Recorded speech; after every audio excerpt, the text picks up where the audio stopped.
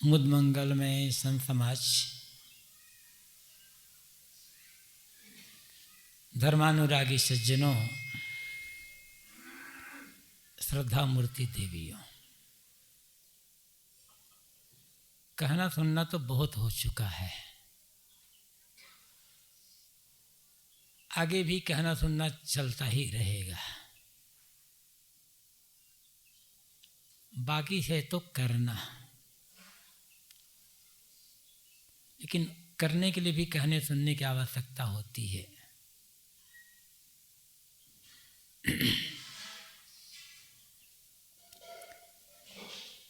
सदगुरु कबीर का एक पद है, उसके बीच की एक पंक्ति है, सुना होगा आप लोगों ने, फिर से याद कर रहे हैं बस। होए निशंक मगन होए नाचो, लोभ मोह भ्रम छाड़ो। निशंक होकर के, सारे संदेहों को छोड़कर मगन होकर के नाचो। किंतु मगन होकर नाचने के लिए आवश्यक है लोभ मोह और भ्रम का त्याग करना। जीवन की बहुत बड़ी सफलता है निशंक होना, संदेह रहित होना। अनेक प्रकार के संदेह आदमी के मन में बने रहते हैं, और जितना अधिक संदेह होगा मन उतना कमजोर होगा।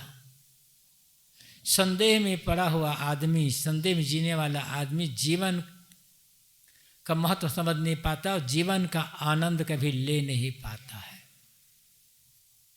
बीजक में सदगुरु कबीर की एक साखी है, संशय सब जग खंडिया, संशय खंडे न कोई। संशय खंडे सोजना जो शब्द विवेकी होए। संदेह ये संसार के सारे लोगों के मन को तोड़ करके रख दिया है, कमजोर बना दिया है। लेकिन लोग संदेह का त्याग नहीं कर पाते। संदेह का त्याग वही करेगा, संदेह को दूर वही कर सकता है जो शब्दों का विवेकी होगा। धर्म के क्षेत्र में अनेक प्रकार संदेह, अनेक प्रकार के संदेह है, पता नहीं कैसे कैसे। मुख्य तीन बातों को लेकर आदमी के मन में संदेह होता है।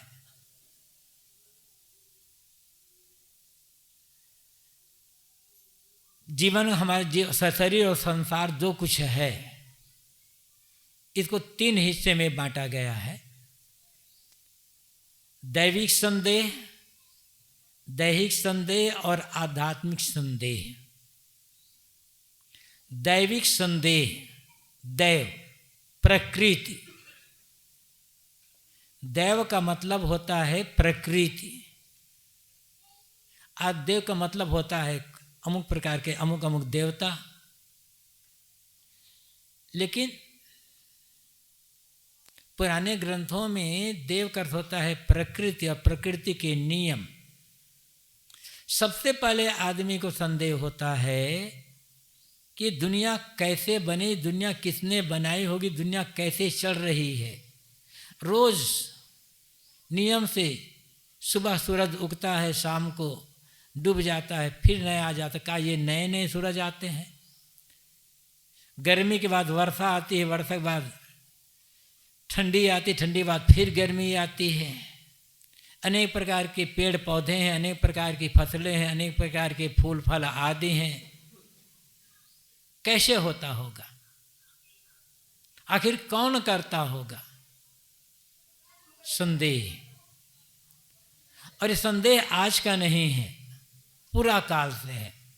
दुनिया के हर मत मजहब में ये प्रश्न पूछा गया है कि दुनिया कैसे बनी, कौन चला रहा है, कैसे चला रहा है, और जो चलाने वाला होगा वो कितना बड़ा होगा। और अपने अपने ढंग से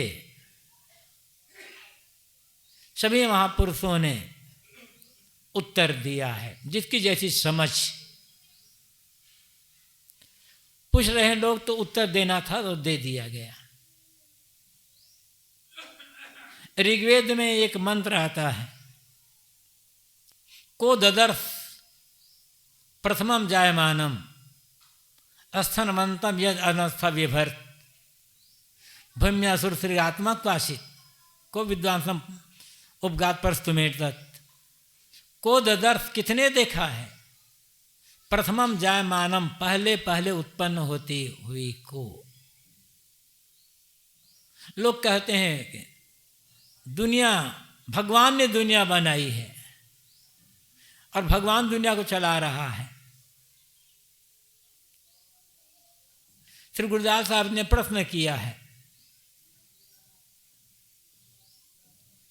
जब लोग कहते हैं कि भगवान ने दुनिया बनाई, तो भगवान को दुनिया बनाते देखा किसने है और कहाँ पर रहकर, किस मकान में रह करके देखा? एक कल्पना। और ऋग्वेद के ऋषि भी ये कहते हैं, को ददत प्रथमम जामानम, पहले पहले उत्पन्न होते हुए किसने देखा? ये सूक्ष्म प्रकृति, ये जो स्थूल जगत है, इसको लेकर सूक्ष्म प्रकृति धारण की हुई है, इसको पहले पहले उत्पन्न होते कितने देखा है? मिट्टी पानी आदि से तो शरीर बन गया, आत्मा क्या है? आत्मा कहाँ से आ गई? जीव कहाँ से आ गया? चेतना कहाँ से आ गई? ये बात जानने के लिए विद्वानों के पास कौन जाएगा? और इस चक्कर में पड़ने की आवश्यकता नहीं। सच बात तो यह है, दुनिया कैसे बनी, कौन सा, क्या मतलब है दुनिया कैसे बनी? दुनिया में आए हैं तो सोचो कि दुनिया में कैसे जीना है, दुनिया की कैसी सेवा करनी है, दुनिया में रह करके काम क्या करना है, ये हमारे बस की बात है। दुनिया तो सदा से है, सब समय रहेगी। संदेह क्यों होता है? प्रकृति के और तत्वों के गुणधर्मों को, नियमों को न जानने के कारण। हर जगह एक नियम काम करता है। यदि हम तत्वों के गुणधर्मों को, नियम को समझ लें तो आवश्यकता नहीं होगी। नियम को समझ लेने पर भ्रम नहीं होगा, नियम को समझ लेने पर कोई विश्वास नहीं होगा, चमत्कार नहीं होगा। जितने भी चमत्कार कहे जाते हैं वो नियमों को छोड़ करके होते हैं। बिना कारण के कार्य नहीं होता है। कारण गुण पूर्वक कार्य गुण दृष्ट कहा गया है। कारण के गुण पूर्वक ही कार्य में गुण देखे जाते हैं। हर कार्य के पीछे कोई ना कोई कारण होता है, हम समझ नहीं पाते हैं, इसलिए कह देते हैं वो तो भगवान की महिमा है, चमत्कार है। लेकिन चमत्कार जैसा कुछ होता ही नहीं है।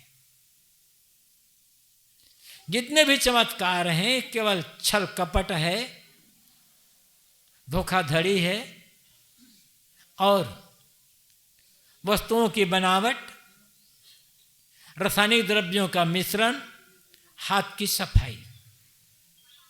इसलिए यदि धोखा नहीं खाना चाहते हैं, ठगाना नहीं चाहते हैं, तो चमत्कार के पीछे दौड़ना बंद करें।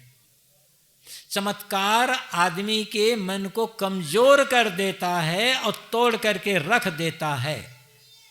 चमत्कार के पीछे पड़ करके कितने लोगों का जीवन बर्बाद हो गया है। इसलिए चमत्कार को दूर से ही नमस्कार कर लें। और चमत्कार चाहे किसी के नाम पर, किसी के भी नाम पर चलाए गए हों, सारे चमत्कार धोखाधड़ी है। दुर्भाग्य तो यह है, जिन महापुरुषों ने किसी ईश्वर को नहीं माना, किसी रिद्धि सिद्धि को नहीं माना, किसी चमत्कार को नहीं माना, बाद में उनके अनुयायियों ने उन्हें महापुरुषों के नाम पर चमत्कार जोड़ दिए।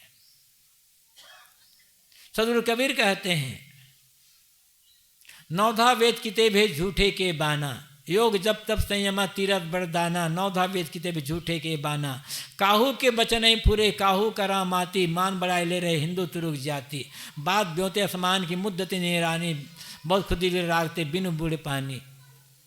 ऐसा कहने वाले कबीर के पीछे ही चमत्कार जोड़ दिया गया, इतना चमत्कार जोड़ दिया गया कि हद। जब हम अपने गुरु के ज्ञान को ग्रहण नहीं कर पाते, मन में जब त्याग भाव नहीं होता, संयम नहीं होता, स्वार्थ बढ़ता है, अहंकार बढ़ता है, तब गुरु के ज्ञान को दरकिनार करके उनके नाम पर चमत्कार करके तो उनके ज्ञान को दफना देते हैं और उनके नाम पर पुजाना खाना शुरू कर देते हैं। इसलिए चमत्कार को नमस्कार कर लें दूर से। तो पहला संदेह होता है आदमी को, प्रकृति दुनिया कैसे बनी। अरे भाई दुनिया कितने बनाई नहीं बनाई मतलब क्या है, इतना समझ लो। हमारे जन्म पहले दुनिया थी, हमारे नहीं रहने पर भी दुनिया रहेगी। करना क्या है, शरीर धारण करके आ गए हैं तो जो बन सके लोगों की सेवा कर दें और अपने लिए साधना का काम करके आत्मा कल्याण का काम कर दें। सेवा नहीं कर सकते हैं तो दुनिया की जो व्यवस्था है उसको बिगाड़ने का काम ना करें।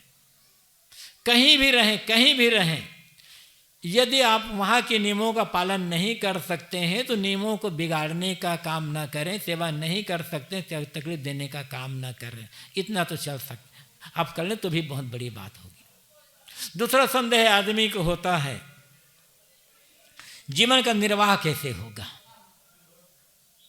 काम करते चलो, जौ लो का डोले पगुचाले तौ लो आस न कीजिए। साहब कहते हैं, जब तक तुम्हारे हाथ पैर चलते हैं तब तक दूसरों का भरोसा मत करो, अपना काम करते चलो। जब तक शरीर साथ दे रहा है काम करते चलो, काम करते चलो, और जैसे अब तक खाते आए हो आगे भी खाने को मिलता रहेगा, ये विश्वास रखो। हाँ, इतना जरूर है, दो चीज से बचना है, एक फिजूल खर्ची से और एक दुर्व्यसन से। यदि आदमी कुछ भी काम कर रहा है, फिजूल खर्ची से, दुर्व्यसन से बच जाए तो जीवन निर्वाह में उसे कोई कमी नहीं होगी, बड़े आराम से अपने परिवार का पालन पोषण कर सकता है। व्यर्थ का संदेह, बुढ़ापा में कौन सेवा करेगा, रोग लगने पर सेवा कौन करेगा। अभी तो आप स्वस्थ हैं ना, रोग आएगा या नहीं आएगा क्या पता। और आप यदि सोच रहे हो कि रोग होने पर क्या होगा, रोग होने पर क्या होगा, तो समझ लो आपको रोगी होना पक्का है। आपकी मेंटेलिटी वैसे बन जाएगी। अनेक लोग कहते हैं, साहब हम तो अनेक बीमार लोगों की सेवा किए हैं, रोगी वृद्ध की सेवा किए हैं, फिर हमारे जीवन में यह विपत्ति क्यों आ गई। अनेक लोगों की विपत्ति में, दुर्दशा में हमने सेवा की, सहायता की, फिर हमारे जीवन में विपत्ति क्यों आ गई।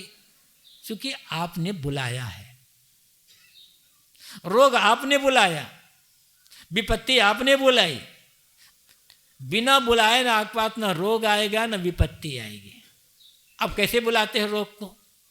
मान लो आपके परिवार में कोई रोगी हुआ, रिश्तेदारों में कोई रोगी हुआ, कोई बीमार पड़ा, आप सेवा करते हो। क्यों सेवा करते हो, चलो भाई आज ये बीमार है, हम इनकी सेवा कर दें ताकि समय से हम ये सेवा करें, मतलब समय से मैं बीमार पड़ूं, है ना। अनचाहे मन से आपने बीमारी को निमंत्रण दिया। आज ये आदमी बीमार है, इनकी हम सेवा कर दें ताकि समय से हमारी सेवा करें, मतलब समय से हम बीमार पड़े। आपने बीमारी को निमंत्रण भेजा, बीमारी आएगी। तब क्या करें, कोई रोगी सेवा ना करें, करना है। कैसे, ये रोगी है, मैं स्वस्थ हूं, मेरा कर्तव्य है इसकी सेवा करना, मेरा धर्म है एक सेवा करना, मनुष्यता के नाथ सेवा करना। कर्तव्य समझ करके सेवा करें, धर्म समझ करके सेवा करें, इसलिए नहीं कि ताकि ये समय से मेरी सेवा करें। कोई विपत्ति में है, आपके रिश्तेदार हैं, मित्र हैं, पड़ोसी हैं, कर्तव्य समझ करके सेवा करिए। अपने धर्म, मनुष्यता का धर्म क्या है? दुखियों की सेवा करना। कल बात आई थी, धर्म यही है। जो दिन है, दुखी हैं, लाचार हैं, समय शक्ति हमारे पास है तो उनकी सेवा करें। फिर आप जो पूजा पाठ करना चाहते हैं करो, उसके लिए मनाही नहीं है। लेकिन आप पूजा पाठ कर रहे हैं, नाम जप कर रहे हैं, माला फेर रहे हैं, रोज मंदिर जा रहे हैं और देख रहे हैं कि समर्थ होते हुए भी आपका शक्ति है, समय है, योग्यता है, फिर भी आप जानबूझ करके रोगी, दुखी, असहाय, वृद्ध की अवहेलना कर रहे हैं, तो आप धर्म को समझते ही नहीं हो। धर्म मंदिर में नहीं है, याद रखना। धर्म मस्जिद में, गिरजा, गुरुद्वारा में नहीं है। धर्म मठ आश्रमों में नहीं है। धर्म जीवन में है, जीवन के व्यवहार में है, हमारे कर्मों में है धर्म। हर आदमी स्वतंत्र है, अपने ढंग से पूजा पाठ, नाम जप, हवन तर्पण, नमाज आदि करने के लिए स्वतंत्र है। लेकिन इससे जीवन को उत्थान नहीं होने वाला है। अरे बातें भी समझ लें। अब किसी ईश्वर को पुकार रहे हो, आप तक देखा नहीं ईश्वर को आपने, फिर भी आप मानते हो कि एक अलग ईश्वर है, आप पुकारते हो, आपकी भावना है। उस ईश्वर की आप सेवा करना चाहते हो तो सामने तो मिले हुए हैं ईश्वर, बैठे हुए हैं। समझ लो कि दिन दुखी लाचार है, ईश्वर आपके सामने उस रूप में आया है ना, उस रूप में सेवा कर दो, ईश्वर की सेवा तो हो गई। इसलिए कहा गया है कि नर सेवा नारायण सेवा। नर सेवा नारायण सेवा तभी बनेगी जब नर में ही नारायण होगा। नर अलग है, नारायण अलग है, तो नर सेवा नारायण सेवा कभी नहीं बन सकती है।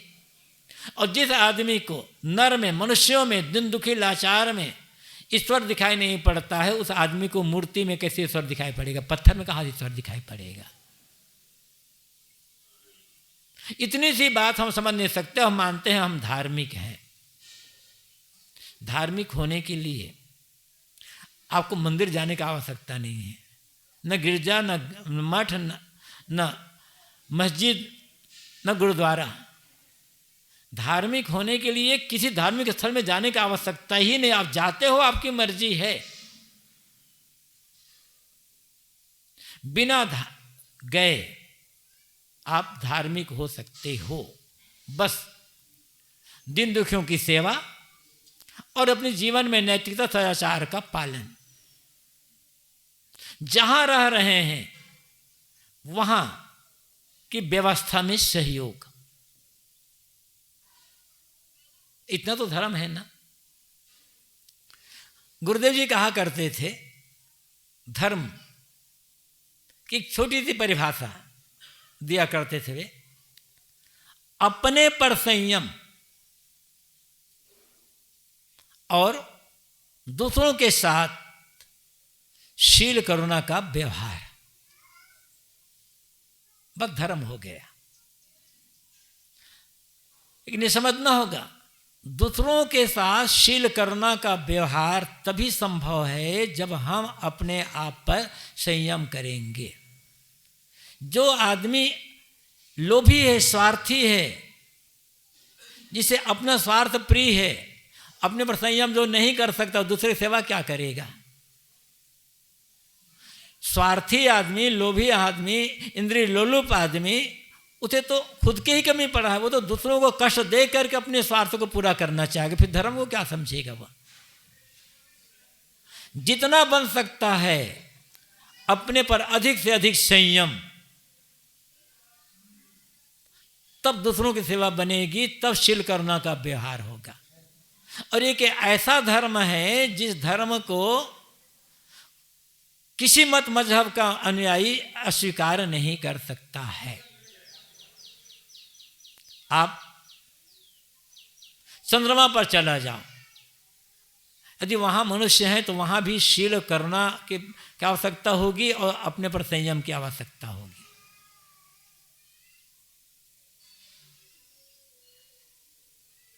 ये असली धर्म है और इस धर्म को हम भुला बैठे हैं। चिल्लाते बहुत है धर्म धर्म धर्म धर्म, और लोग ये भी कहते हैं हमारे धर्म पर खतरा है। याद रखना, जो खतरे में आ जाए वो धर्म होगा ही नहीं। खतरे में मान्यता होगी, खतरे में आपका विश्वास होगा, खतरे में आपका अंधविश्वास होगा, खतरे में आपका मत मजहब हो सकता है, आपकी परंपरा हो सकती है, खतरे में आपके जो दक्यानुसी विचार हो सकते हैं। धर्म कभी खतरे में नहीं होगा। दया, क्षमा, सत्य, शील, विवेक, ज्ञान, भक्ति, वैराग्य, प्रेम, समता, एकता, सहनशीलता, ये कभी खतरे में आए? कभी इन पर खतरा हुआ है? ये तो खतरे में है ही नहीं। तो जो खतरे में हो जाए वो धर्म नहीं होगा, और जो खतरा है वो हमारा विश्वास होगा, हमारी मान्यता होगी, हमारी पूजा पद्धति होगी, हमारी गलत रूढ़ियाँ होगी। और गलत रूढ़ियाँ, गलत विश्वास, गलत मान्यता को लेकर के हम जीवन में कभी आगे नहीं बढ़ सकते और जीवन मर्म समझ नहीं सकते और सुखी जीवन नहीं जी सकते हैं। सच्चा धार्मिक कोई हो, किसी मत मजहब का मानने वाला आदमी सच्चा धार्मिक हो सकता है, और हर मत मजहब में सच्चे धार्मिक लोग हैं, उनकी कमी नहीं है। सच्चा धार्मिक किसी के साथ व्यर्थ विवाद नहीं करेगा। सच्चा धार्मिक कभी किसी को गाली नहीं देगा। यदि गाली जिसमें गाली दे रहा कोई आदमी, समझ लो वो धर्म को छोड़ बैठा, उस समय तक अधार्मिक हो गया है। चाहे वो थोड़े समय के लिए हो अधार्मिक, क्योंकि धार्मिक व्यक्ति के मुख से गाली कैसे निकलेगी? गाली सदैव अधार्मिक से निकलती है। यदि मेरे जबान से गाली निकल रही है, मतलब उस समय, उतने समय के लिए मैं अधार्मिक हो चुका हूं। धार्मिक आदमी क्रोध नहीं करेगा, धार्मिक आदमी लड़ाई झगड़ा नहीं करेगा, धार्मिक आदमी निंदा बुराई नहीं करेगा। अब सोचिए, यदि हम बात बात में गाली देते हैं दूसरों को, बात बात में गुस्सा करते हैं, बात बात में लड़ाई झगड़ा करते हैं, बात बात में मारपीट करते हैं, बात बात में झूठ बोलते हैं, बात बात में क्रोध करते हैं, बात बात में छल कपट का काम करते हैं, तो हमने धर्म को समझा? क्या हम धार्मिक हो सकते हैं? साधुओं के गृहस्थ हैं, इससे कोई मतलब नहीं है। दोनों में धार्मिक है, दोनों में अधार्मिक है। कितनी पूजा करते हैं, कितना पाठ करते हैं, कितना मंदिर जाते हैं, ये आपके धार्मिक होने की पहचान नहीं है। धार्मिक होने की पहचान है कितना आप सहनशील हैं, जीवन में कितनी विनम्रता है, कितनी क्षमा है, कितना दया का व्यवहार है, कितना अपने स्वार्थ पर संयम कर, कितना सत्य के रास्ते पर चल रहे हैं, जीवन सत्यपूर्ण कितना है। इधर तो ध्यान ही नहीं है हमारा, और खाली कर्मकांड में उलझ गए हैं। दिखावा दिखावा दिखावा। और एक तभी होता है जब आदमी को अपने कर्म पर, अपनी साधना पर, अपने ज्ञान विवेक वैराग्य पर विश्वास नहीं होता। इसलिए सच्चे धर्म को समझने की आवश्यकता है। सदगुरु कबीर ने कहा है बीजक में, सदा धर्म जाके हृदय बसी, राम कसौटी कसते ही रही। जिसके हृदय में सदैव धर्म का निवास होता है, वह व्यक्ति अपने आप को राम कसौटी में बराबर कसता रहता है। ये राम कसौटी क्या है? अंतरात्मा की आवाज। जो काम मैं करने जा रहा हूं, यही काम दूसरे लोग करेंगे तो मैं क्या अनुभव करूंगा, मुझे कैसे लगेगा? कोई भी काम करना हो, चाहे लोगों के बीच रह करके, चाहे अकेले में रह करके, एक बार सोच लें कि जो काम मैं करने जा रहा हूं, यही काम मेरी पत्नी करती है, मेरा बेटा, मेरा भाई, मेरा पिता, मेरा और मेरे साथी लोग करेंगे तो मुझे कैसा लगेगा। और लगता है कि अपने परिवार वालों को, रिश्तेदारों को, दूसरों को ये काम करते देखकर मुझे बड़ी प्रसन्नता होगी, तो समझ लें कि वो काम बहुत अच्छा काम है, आप धार्मिक आदमी हो। और लगता है कि ये काम करने जा रहा हूँ, ये काम दूसरों को करते देखकर मुझे अच्छा नहीं लगेगा, समझ लो काम गलत है, फिर भी आप कर रहे हो तो आप अधार्मिक आदमी हो। जो बात मैं बोलने जा रहा हूँ, यही बात दूसरा आदमी मुझे कहे तो मैं क्या महसूस करूँगा। जो बात मैं बोलने जा रहा हूँ, ये बात दूसरा आदमी मुझसे कहेगा, यदि सुन करके मुझे बड़ी खुशी होगी, तो बेहिचक आप वो बात बोलें, क्योंकि बात बहुत बढ़िया होगी। और ये लगता है कि जो बात मैं कहने जा रहा हूँ,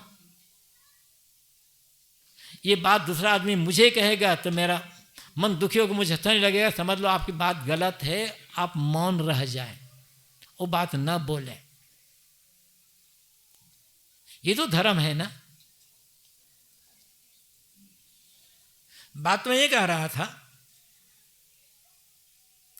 कि आदमी को दैहिक संदेह होता है कि जीवन का गुजर कैसे होगा। जीवन गुजर होगा समय शक्ति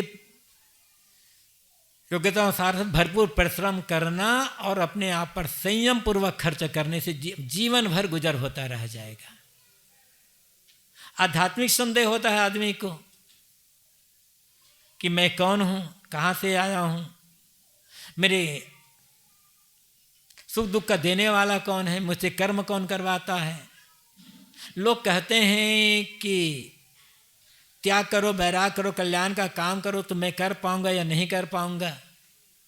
संत महात्मा कहते हैं कि ध्यान साधना करो, मन को ठहराओ, मन को वश में करो, मन को निर्मल करो। तो खाली ये कहने भर की बात है या ऐसा होता है? मेरा मन तो मलिन बना रहता है, मेरा मन चंचल बना रहता है। ऐसा तो नहीं कि संत महात्मा कभी केवल बहकाने के लिए कह रहे हों। क्यों? ये संदेह क्यों होता है? अभ्यास और वैराग्य की कमी के कारण। हमने थोड़े दिन अभ्यास किया, महीना 2 महीना, कह लो तो 10-15 दिन अभ्यास किए, या कुछ लोग 10 महीना 2 महीना 4 महीना अभ्यास किए, छोड़ दिए। तो लंबे समय तक अभ्यास का, लंबे समय तक, जितना लंबे समय तक आप अभ्यास करेंगे तब जाकर के मन संयत होगा, स्थिर होगा और बस में होगा। और साथ साथ बैराग की आवश्यकता है। बैराग का मतलब घर छोड़ना नहीं होता है। यदि ये सोचते हैं कि घर छोड़ देने मात्र से वैराग्य हो जाएगा तो गलत है। वैराग का अर्थ होता है अनासक्ति, निष्कामता, निर्मोहता। कहीं भी हो, सेवा तो हर जगह करनी पड़ेगी ना। आश्रम में तो भी काम करना पड़ेगा, घर में तो भी काम करने पड़ेगा। काम करने के तरीके अलग अलग हो सकते हैं, काम अलग अलग हो सकता है। और मोह बनने के साधन तो, भूलने भटकने के साधन तो हर जगह मिल सकता है। बल्कि साधुओं को तो और भूलने भटकने के साधन बहुत ज़्यादा मिलता है। क्योंकि जगह जगह घूमते हैं, पूजा होती है, प्रतिष्ठा होती है, आरती वंदना होती है, लोग सेवा भक्ति करते हैं, और उन्हीं में भूल गए तब बड़ा तो ठंडा होता चला जाएगा। आपकी गृहस्थी का जो दायरा है बहुत थोड़ा है, थोड़े लोगों से संपर्क आपका रहता है, आना जाना भी आपका बहुत थोड़ा होता है। और साधु के लिए तो आना जाना कहाँ, पता नहीं कहाँ कहाँ जाते हैं, कहाँ कहाँ किन से मिलते हैं, कैसे कैसे लोग मिलते हैं। और साधु जहाँ जाते हैं अपमान करने वाले मिलते हैं, थोड़े लोग मिलते हैं, सम्मान करने ज़्यादा मिलते हैं। उनमें मोह कर लें तब कहाँ बैराग रह गया। इसलिए अनासक्ति, निष्कामता, जितना ये बढ़ाएंगे हम, उतना हमारा मन स्थिर होता जाएगा। तो संदेह दैविक संदेह, भौतिक संदेह, दैहिक कहते हैं, और आध्यात्मिक संदेह। दैविक संदेह कटेगा प्रकृति के और तत्वों के गुणधर्मों को, नियमों को समझ लेने पर। दैहिक या भौतिक संदेह होगा लोगों के साथ प्रेम का व्यवहार करने पर और समय शक्ति योग्यता अनुसार परिश्रम करने पर। आध्यात्मिक जो संदेह है तब तो चिंतन से दूर होगा, साथ साथ अभ्यास और वैराग्य से दूर होगा। जब ऐसा हो जाएगा, सारे संदेहों से मन रहित हो जाएगा, तब साहब कहते हैं मगन होए ना, तब जीवन में आनंद का अनुभव हो पाएगा। तब जीवन इतनी प्रसन्नता से, इतनी सरलता से व्यतीत होगा कि हम आप कल्पना भी नहीं कर सकते हैं। अपनी कमी की समझना होगा। हर आदमी चाहता तो है प्रसन्नता, शांति, सुख, लेकिन अनुभव दूसरे का होता है। यहां साहब नाचने की बात कहते हैं।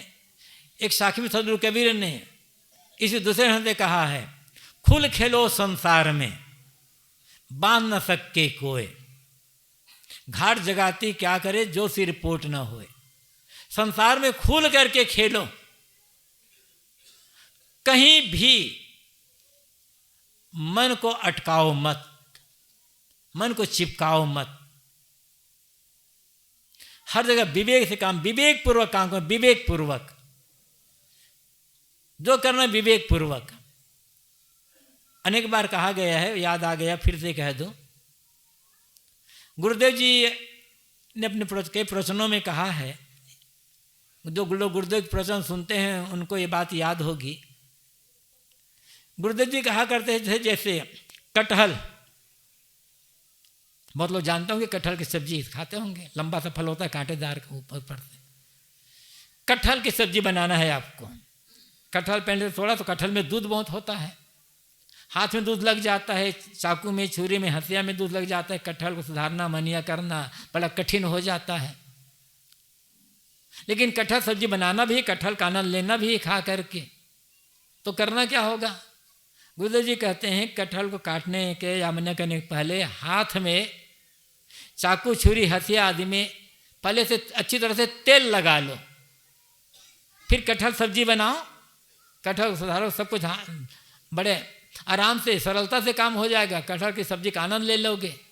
समझ लो ये पूरी दुनिया कटहल की सब्जी है, कहीं भी जाओगे लथपथ होना है हाथ में।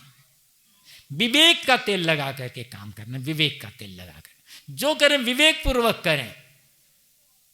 और विवेक में स्वार्थ नहीं होगा, विवेक में अहंकार नहीं होगा, विवेक में छल कपट नहीं होगा।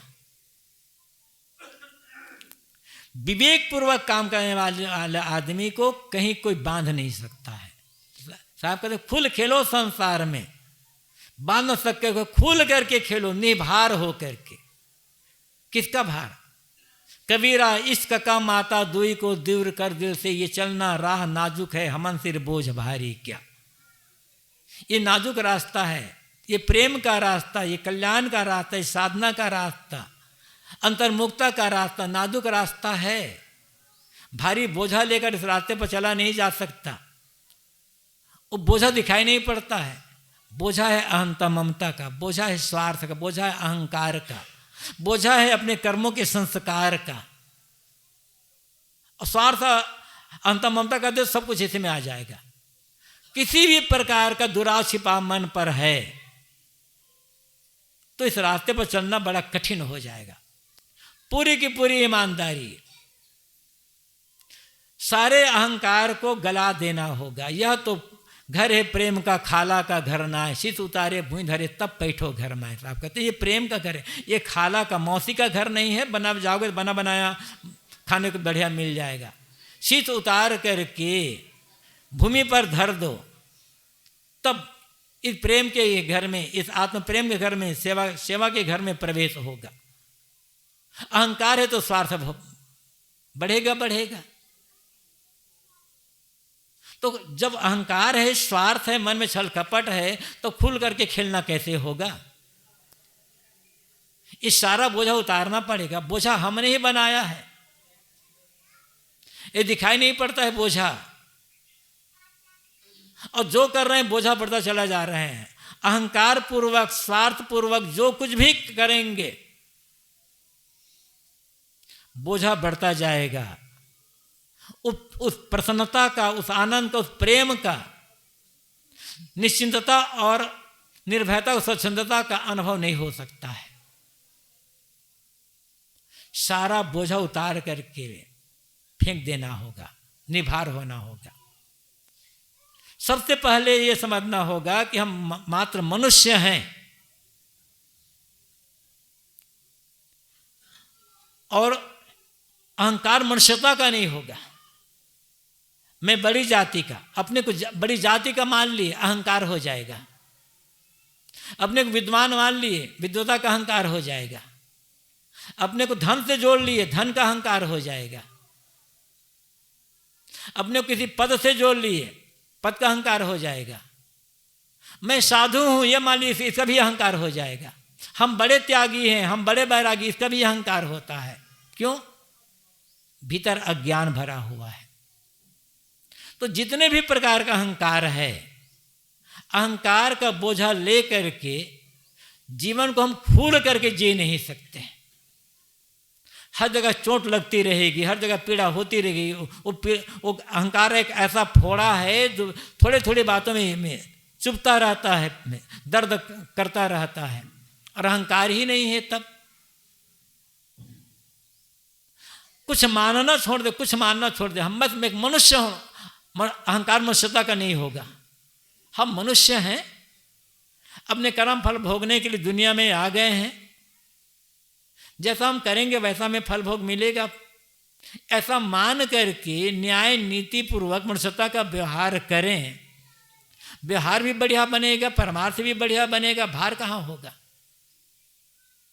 लेकिन हम कुछ न किसी से अपने को जोड़ते हैं, बिना जोड़े रहते नहीं हैं।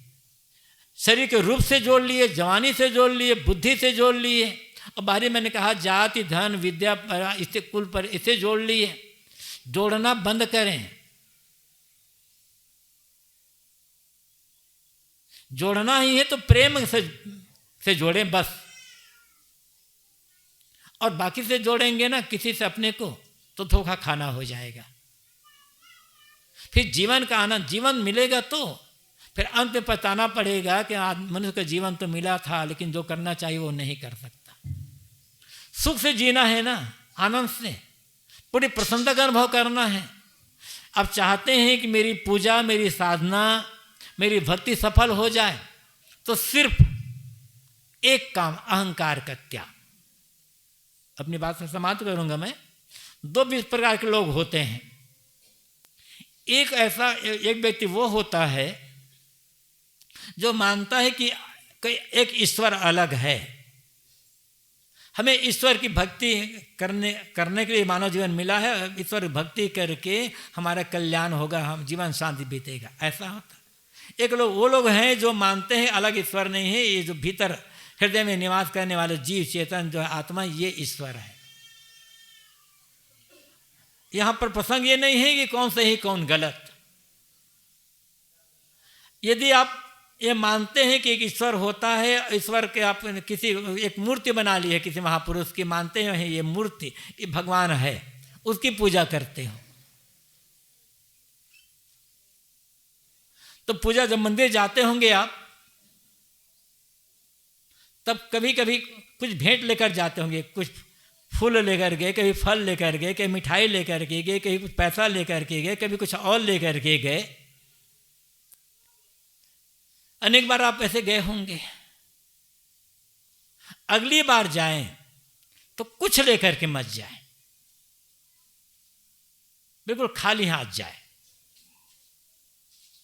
और आप चाहते हैं कि मंदिर में अब एक निवेदन करना, प्रार्थना करना है, वंदना करना है, तो आप ये सोच लें, आपको विश्वास है कि मूर्ति में भगवान है, तो कहे हे भगवान, आपके दरबार में मैं आया हुआ हूं और आपको मैं भेंट में क्या दूं, क्योंकि मेरे पास जो कुछ है आपका दिया हुआ है। लोग कहते हमारा क्या है, सब ऊपर वाले का दिया हुआ है। तो जिसका दिया हुआ है उसकी दी हुई चीज को उसको चढ़ाएंगे तो आपकी विशेषता क्या हो गई? भगवान मेरे पास जो कुछ है, रुपया पैसा जमीन जायदाद, ये तो सब आपका दिया हुआ है ना, तो आपकी दी हुई चीज को मैं आपको चढ़ाऊं, इसमें मेरी कोई विशेषता नहीं है।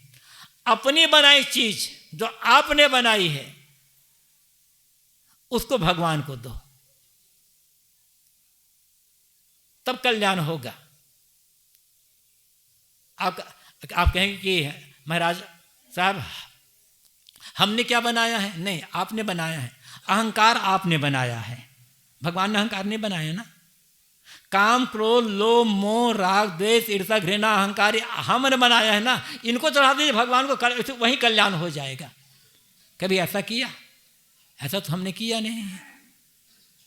गुरु के पास जाते हैं, संत को गुरु को भेंट देने के लिए कोई बढ़िया से बढ़िया चीज है ना, मात्र अपना अहंकार को भेंट दे दो, अपने अंदर की बुराई का भेंट दे दो, बस कल्याण हो जाएगा। तब निर्भर होंगे। अंदर किसी प्रकार की बुराई रख कर के, अंदर किसी प्रकार का अहंकार रख कर हम निर्भर नहीं हो सकते। साहब कहते हैं चलना राह नाजुक है, हम सिर बोझ भारी क्या। इस नाजुक रास्ते पर अहंकार का स्वार्थ कामना का अंदर मन के विकारों का बोझा लेकर के चलेंगे तो चलना संभव नहीं हो पाएगा, निर्भर होना पड़ेगा। और जितना निर्भर हो जाएंगे उतना ही साहब कहते हैं खुल खेलो संसार में बांध न सके कोई। जब अहंकार ही नहीं है तो बंधन किसका। लेकिन दुर्भाग्य तो यह है हम सब कुछ छोड़ने को तैयार हैं, तो नहीं तैयार तो अहंकार छोड़ने के लिए। हर आदमी को अपना अहंकार सबसे अधिक प्यारा है। न पत्नी उतनी प्यारी है, न पति, न गुरु, न शिष्य, न बेटा, न बहू, कोई प्यारा नहीं। सबसे प्यारा है अहंकार।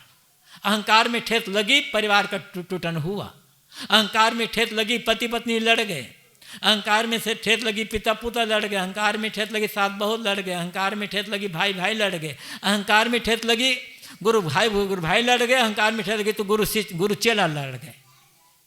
सारी लड़ाई तो अहंकार की क्या कारण है। आदमी अपने अहंकार में जरा सा भी चोट सहना पसंद नहीं करता है, और सारी बाधा का मूल ये अहंकार है। साहब कहते हैं होय निशन मगन होय नाच, मगन होकर नाचना चाहते हैं, पूरे जीवन का आनंद लेना चाहते हैं, तो अहंकार और स्वार्थ कामना का त्याग, बस। कहीं कोई बंधन ही नहीं है, कहीं कोई बाधा ही नहीं है, फिर तो इतना बढ़िया हम जीवन जी सकते हैं जिसका अनुभव आज तक कभी हुआ ही नहीं है। यही रास्ता है हमारे और आपके कल्याण के लिए, हमारे और आपके शांति जीवन जीने के लिए, और साथ साथ ये जीवन जो मिला हुआ है जीवन को सार्थक करने के लिए। सद्गुरु संतों ने बहुत सारी बातें बताई है। जानते हम सब हैं, मानते नहीं हैं, मान भी लेते तो करते नहीं हैं। मानना, मनन करें, चिंतन करें और जीवन में व्यवहार उतारें, इसी में ही हमारे जीवन की सार्थकता होगी। आप सब लोगों को बहुत बहुत धन्यवाद, शुभकामनाएं। संतों से जुड़ करके और जितना संभव हो अहंकार कामना का त्याग करके जीवन में आगे बढ़ें और पूरी परम शांति परमानंद का अनुभव करें। इन शुभकामनाओं के साथ अपनी वाणी को विराम।